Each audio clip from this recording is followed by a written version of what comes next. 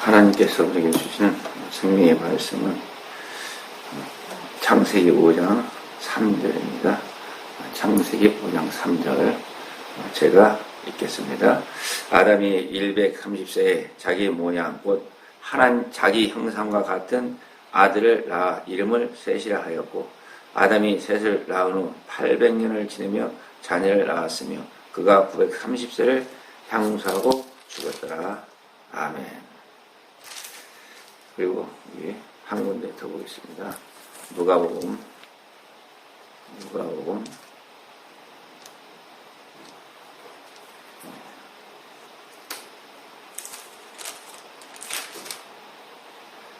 11장 50절부터입니다. 누가복음 11장 50절에서부터 52절까지. 자, 창세 이후로 흘린 모든 선지자의 피를 이 세대가 담당하되 곧 아벨의 피로부터 제단과 성전 사이에서 죽임을 당한 사갈의 피까지 하리니 내가 내게 이르노니 과연 이 세대가 담당하리라. 화 있을진저 너희 율법사여 너희가 지식의 열쇠를 가져가고 너희도 들어가지 않고 또 들어가고자 하는데도 막았느니라 하시니라. 아멘. 기도합니다. 사랑의 하나님 감사합니다. 오늘도 새 날을 주시고 주님의 은혜와 사랑 가운데 이렇게 주님의 전에서 주님 앞에 새벽기도 예배로서 영광 들 수 있도록 인도하신 주님을 찬양합니다. 이 시간도 성령의 도우시는 역사가 생명의 말씀으로 저희들을 붙들어 주옵소서. 잠든 지혜와 생명 가운데 인도하여 주옵소서. 이 시간도 살아계신 하나님을 만나는 은혜로운 시간으로서 역사하여 주옵소서. 함께 하심을 믿사옵고 우리 구주 예수 그리스도의 이름으로 감사하며 기도드립니다. 아멘. 참 이 피라는 것은 참 묘한 겁니다. 저는 이 피를 생각하면서 과연 이 피가 왜 이렇게 우리 인간의 이 몸속에 만들어졌는가? 왜 하나님께서 우리 인간을 창조할 때 이 피를 만드셨을까? 하는 많은 이 궁금증을 잘 냅니다. 그리고 우리가 또 살아가면서 이 인생의 이런 그 삶의 이 과정, 저 우리 조상 때부터 살아오는 그런 그 과정 속에서 믿지 않는 사람이나 믿는 사람이나 뭘 얘기합니까? 혈통을 얘기합니다. 즉, 그 피의 유전을 얘기하는 거죠. 이것은 누가 뭐 가르쳐 주거나 알려주거나 할 것 없이 실질적으로 이 혈통에 대한 것은 아주 끈끈합니다. 오히려 하나님을 알지 못하는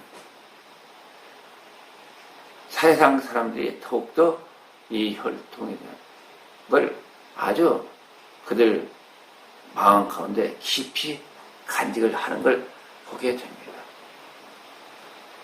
이름도 보게 되면은 뭐 유산 상속이나 또한 자기의 자녀를 이렇게 판별하기 위해서 유전자 검사를 하게 되고, 그리고 아무리 어릴 때부터 키웠다 하더라도 누굴 더 중시합니까? 자기 핏줄을 더 중시하는 그런 혈통을 중시하는 것이 오늘날 우리 인간 세상의 이 삶 가운데 아주 모든 사람들 가운데 널리 통용되고 있는 사실입니다. 참 하나님의 이 창조의 역사는 어찌 보면 묘한 거라고 볼 수가 없죠. 우리 인간이 헤아릴 수 없는 그 사실들을 하나님께서는 우리 마음 가운데 간직해 두셔가지고 그 마음을 통해서 하나님을 뜻을 알아가는 그런 것을 우리 가운데 두시지 않았는가 하는 생각을 해봅니다. 그래서 믿는 사람이나 믿지 않는 사람이나 뭐가 있습니까? 이 양심의 법이라는 게 있어가지고 양심을 따라 행동하는 경우가 참 많이 있습니다. 이 양심도 사실 악한 양심이 있고 선한 양심이 있고 이렇게 뭐 두 갈래로 갈라져 있는 것을 우리가 종종 보기도 합니다. 그렇지만 그 양심을 따라 살아가는 그 모든 이 사람들 가운데서도 가장 중요하고 가장 핵심적 가치로 여기는 게 뭡니까? 바로 혈통입니다. 바로 핏줄입니다. 자기 부모에 관한 겁니다. 조상에 관한 겁니다. 그래서 이 조상에 관한 것, 또 부모에 대하여 그들은 부모의 명예를 더럽히지 않으려고 상당한 노력을 하게 되고, 그리고 우리 사람들은 그러한 이 조상들의 뜻을 잘 받들려고 하는 그러한 이 사고 방식들이 우리 가운데 참 내재가 되어 있다, 이렇게 볼 수가 있습니다. 참 왜 그럴까? 이 모든 것이 어찌 보면은 이 피를 통한 유전적인 사고가 아닐까, 그런 마음의 상태가 아닐까. 더 나아가서 우리는 또 신을 찾게 되는데, 하나님을 찾게 되는데, 믿지 않는 사람들은 신을 찾게 되고, 우리 믿는 사람들은 우리를 창조하신 하나님을 찾게 되는데, 모든 인간의 그 마음 가운데 이렇게 하나님을 사모하는, 하나님을 찾아가고자 하는 그런 그 마음들이 우리 가운데 이렇게 담겨져서 이 피를 통해서 유전되지 않나 하는 그런 생각을 해봅니다. 물론 이런 것들은 뭐 제가 과학자가 아니기 때문에 과학적으로 증명할 수가 없죠. 그렇지만 성경을 통해서나 우리가 인간의 이 삶의 모든 삶의 방식을 통해 가지고 그런 것을 마음속 깊이 생각해 볼 필요가 있다고 봅니다. 참 오늘 말씀도 보게 되면은 여기에 묘한 성경 구절이 나옵니다. 창세기 5장 3절. 오늘 읽어드리신 말씀 가운데 아담이 130세에 자기 모양, 곧 자기 형상과 같은 아들 낳아 이름을 셋이라 하였고, 이 말씀이 여기에 나옵니다. 첫 사람 아담은 하나님께서 하나님의 형상을 따라 창조하셨고 에덴 동산에 살게 하셨는데, 그리고 이 첫사람 아담은 죄가 없는 상태에서 온전한 하나님의 은혜로서 이 에덴 동산에 살아왔었는데, 그가 죄를 범함으로 이 에덴 동산에서 쫓겨나게 되죠.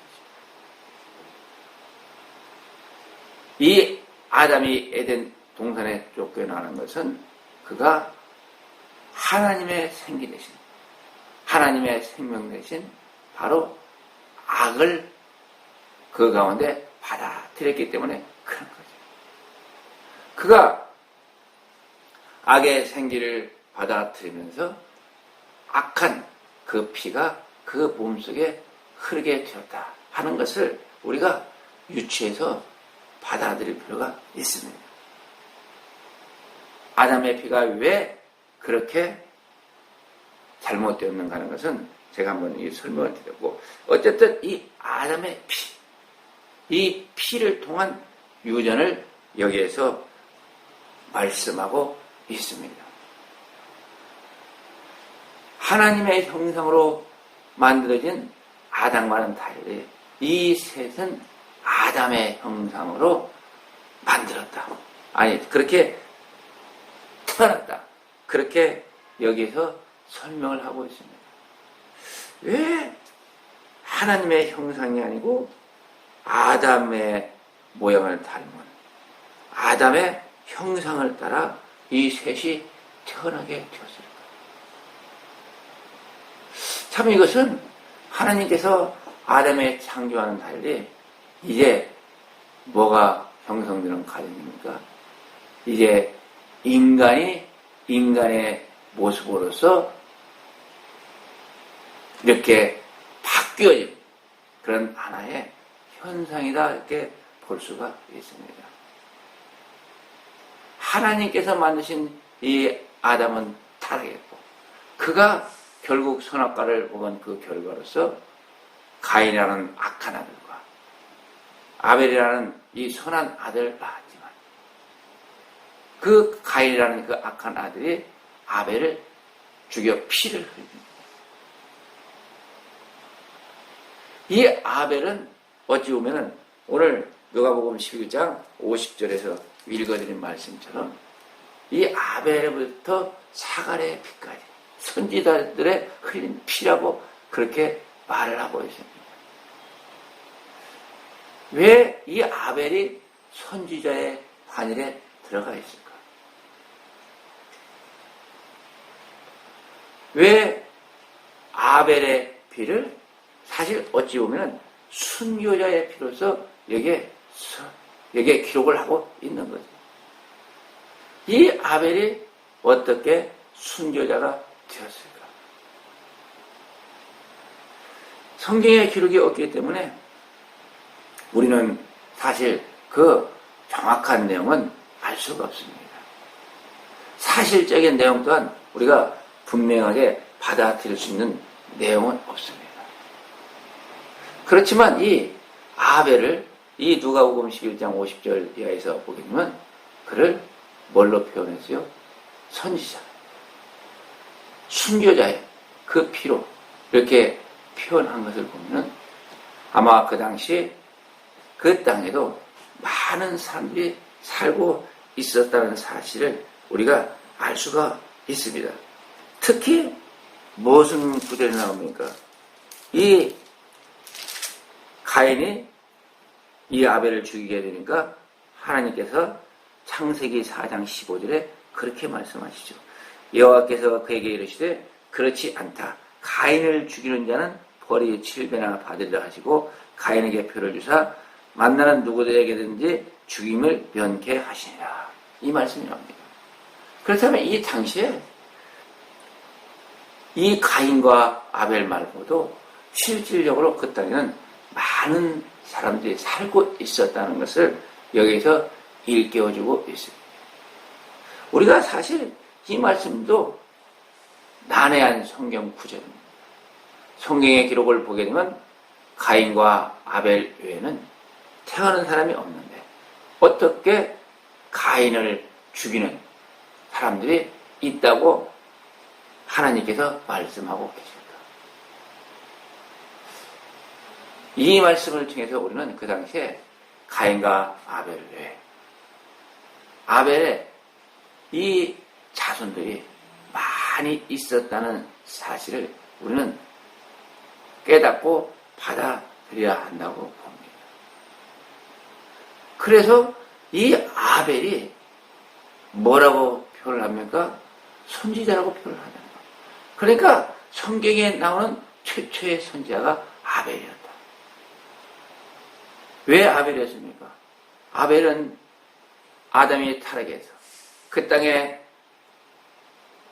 많은 이 백성들을 태어나게 하고 사람들을 태어나게 하고 그들이 이 세상에 쫓겨나서 살게 되니까 그들이 아마 하나님을 이제 다 배반하고 거역하고 이 가인의 그 행실이 가장 악하기 때문에 대표적인 걸로 여기에 기록을 하면서 이 많은 사람들이 아마 죄를 범하며 피를 흘리며 서로 다퉜을 거라고 그렇게 우리는 성경을 통해서 알아볼 수가 있습니다.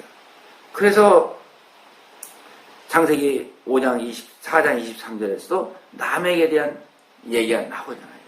남에게 또 뭐라고 나옵니까? 나의 창성을 인하여 내가 사람을 죽였고 나의 상음을 인하여 소년을 죽였도다. 벌써 싸움이 시작되고 있었습니다. 인간의 싸움이 시작되고 있었습니다.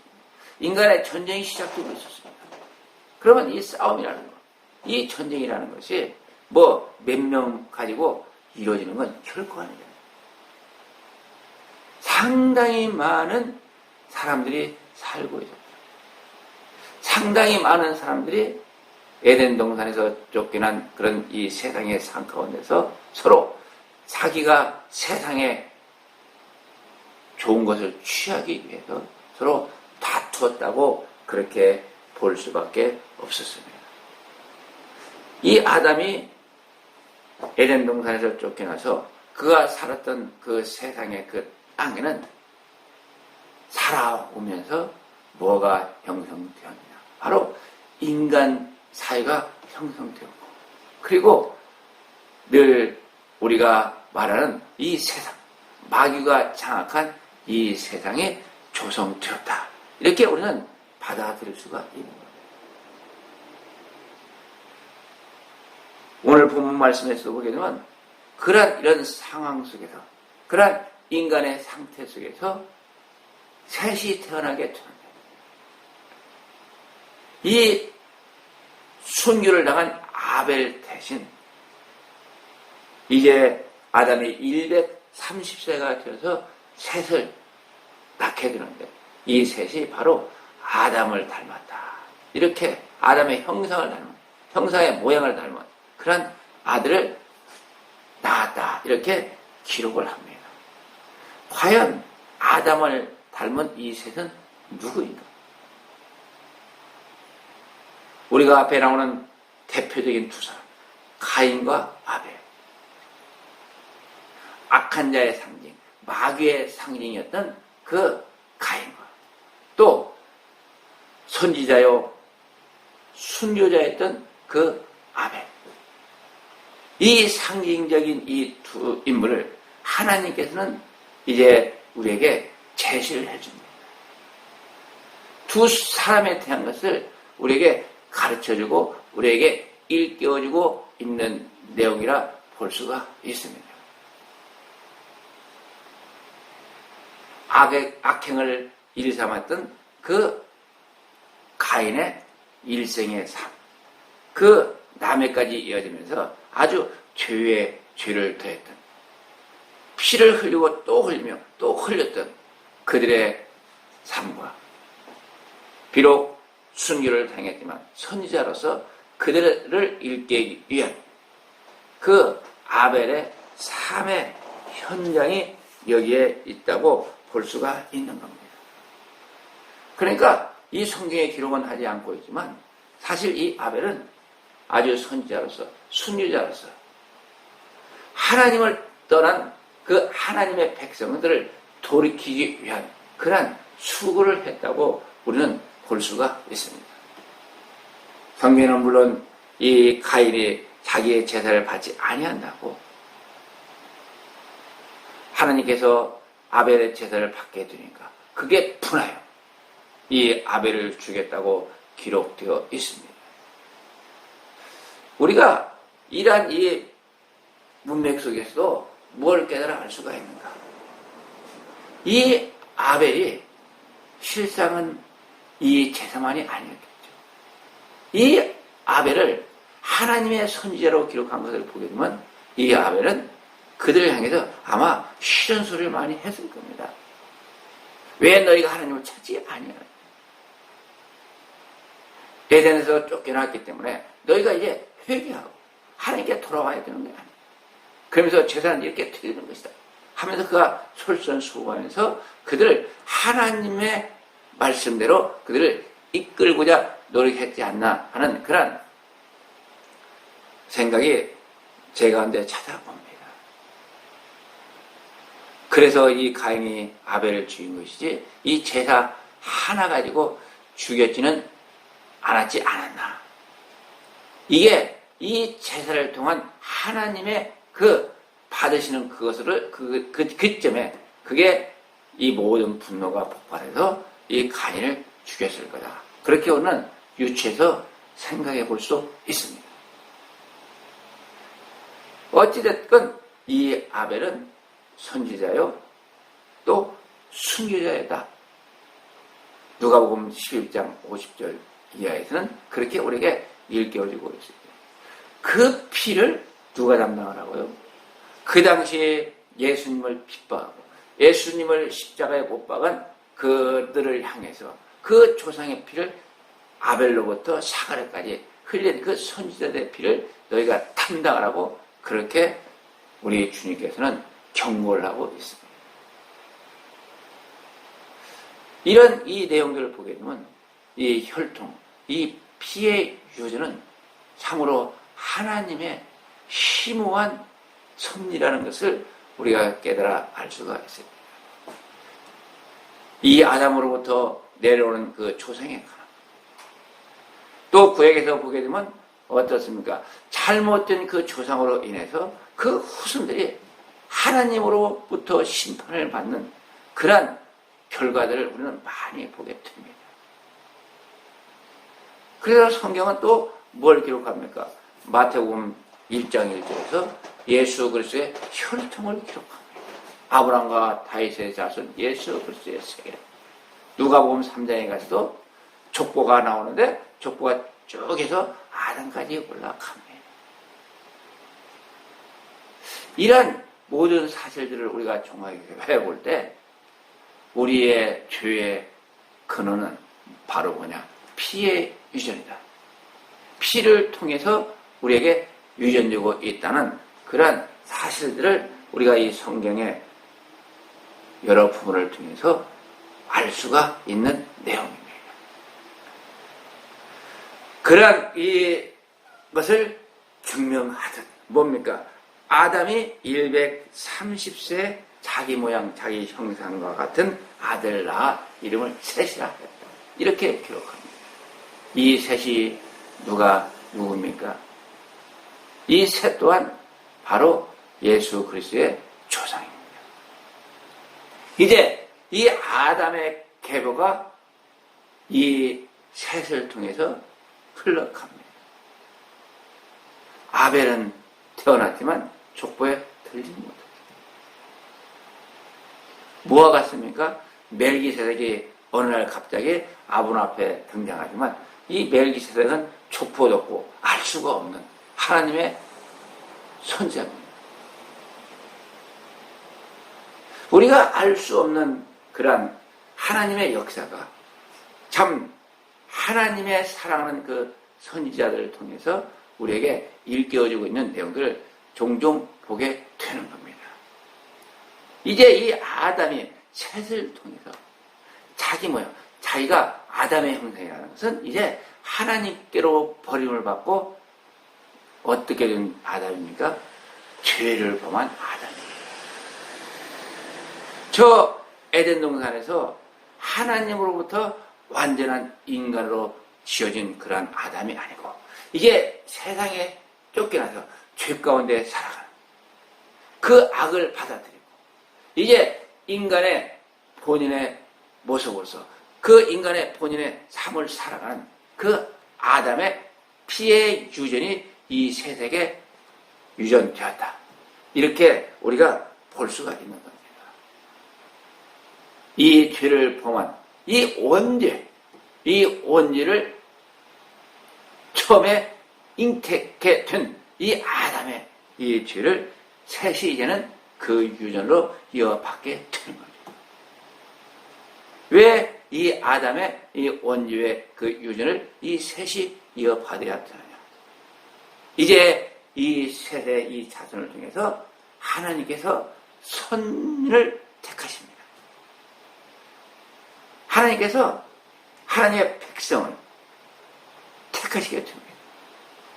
비록 죄에 빠졌지만 이 셋이 이제 하나님의 택한 백성의 길을 가게끔 쉽게 얘기해서 이 셋을 통해서 이제는 회개의 역사가 일어나게끔 하나님께서 그렇게 이어가신다는 거죠. 이 셋을 통해서 아벨의 그 선지자의 그 유업을 이어받아서 아담의 이 피를 원죄를 회개하는 그러한 길을 가게끔 이제 하나님께서 역사하시는 것을 우리는 여기에서 볼 수가 있습니다. 그래서 이제 이것을 이어받은 셋이 뒤에 가서 어떤 것이 나옵니까? 이 에노스를 낳고 앞에 보게 되면 4장 26절에 그렇게 말하죠. 셋도 아들을 낳고 그 이름을 에노스라 했으니 그때의 사람들이 비로소 여호와의 이름을 불러더라. 이렇게 성경은 기록하고 있습니다. 이제 이 셋이 어떻게 됐습니까? 하나님의 대변자가 되는 겁니다. 아담의 원죄를 이어받아서 이제 너희가 회개해야 하나님께 나아갈 수 있다는 것을 일깨워주는 그런 이게 선지자의 길, 하나님의 택한 자녀로서의 그 길을 가게 되는 거죠.